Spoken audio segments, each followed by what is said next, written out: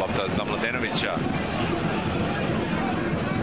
Mladenović, sjajan udarac, 3-1, kakav gol! Filip Mladenović pocepao je